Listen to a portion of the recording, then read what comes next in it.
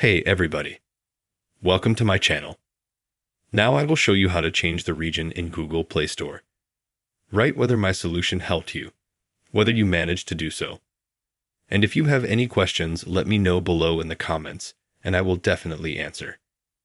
Please subscribe to the channel, put likes, and let's get started. To do this, go to Google Play Store on our Android phones. In the upper right corner or in the upper left corner, you will have 3 bars. Or click on your profile. And here you have payments and subscriptions. Then click Payment. You need to wait a little bit, we'll pass this download. Click on More Payment Settings. It opens the browser. I have Google Chrome. Now here we click on the 3 bars in the upper left corner. Then click Settings. Now the data opens. And after that, it says Country Region.